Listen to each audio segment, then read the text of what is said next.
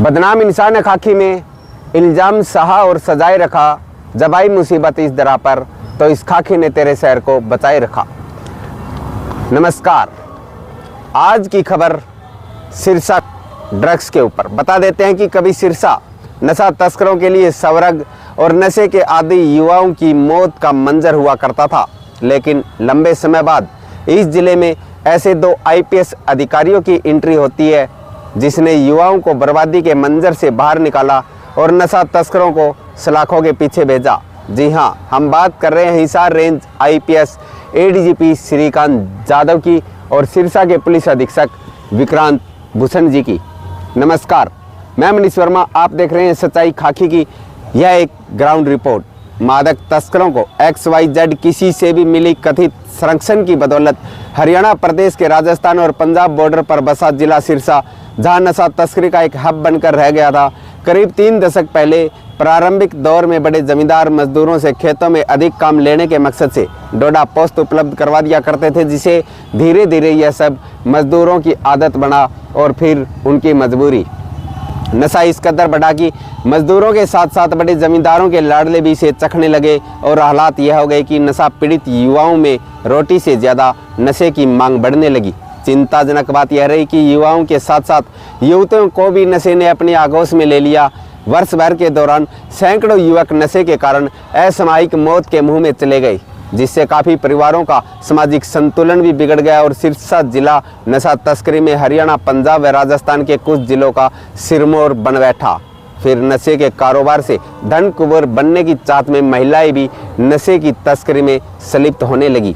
एक अनुमान के अनुसार अगर हम बात सिरसा में हीरोइन की करें तो 1 ग्राम की कीमत लगभग 5 से 8 हज़ार रुपये है और सूत्रों के अनुसार एक नशा पीड़ित एक बार में 2,000 रुपये की डोज लेता है।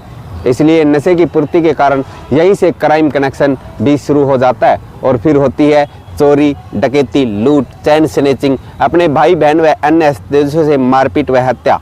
अपने नशे की पूर्ति के लिए नशा पीड़ित इसका कारोबार भी करने लगे। जिले में बढ़ती नशे की उपयोग व तस्करी में संलिप्त युवक व युवतियों की स्थिति जब चिंताजनक हालात में बढ़ने लगी तो ऐसे में एंट्री होती है एडीजीपी श्रीकांत जाधव की। बता देते हैं कि एडीजीपी जाधव ने देश में पहली बार हरियाणा में एनसीबी का गठन करवाया और कम संसाधनों में भी अपने कर्मचारियों को साथ कंधे से कंधा लगाकर वो मेहनत की और नशा तस्करों को सलाखों के पीछे भेजना शुरू कर दिया।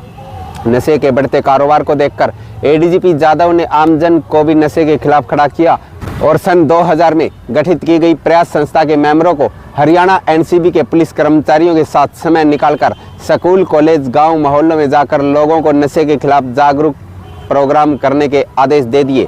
और फिर खुद एडीजीपी जाधव ने कई महीनों की रात दिन की मेहनत से एक स्टेट एक्शन प्लान बनाया, जिस प्लान को हरियाणा के मुख्यमंत्री माननीय श्री मनोहर लाल खट्टर जी ने खुद रीड कर समझा और इस प्लान को मधुबन में आकर 18 विभाग को साथ लेकर लॉन्च भी कर डाला।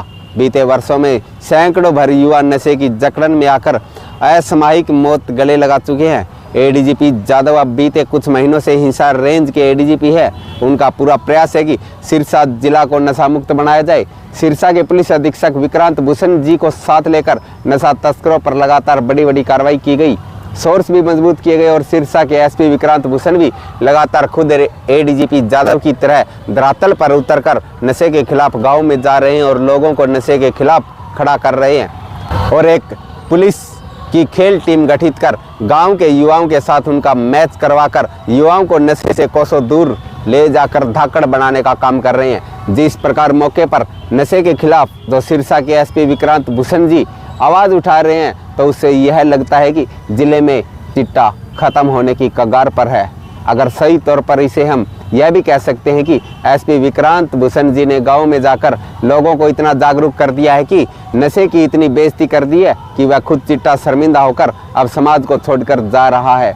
यह बात हम इसलिए कह रहे हैं कि आप खुद देख सकते हैं कि बीते महीने सिरसा जिले के अधिकतर गाँव ड्रग्स फ्री हुए हैं, जिनके ड्रग्स फ्री के उद्घाटन एडीजीपी श्रीकांत जाधव के साथ खुद हरियाणा के डीजीपी शत्रुजीत कपूर जी ने सिरसा जिले में आकर किया और उन गांव को ड्रग्स फ्री गांव का अवार्ड दिया गया।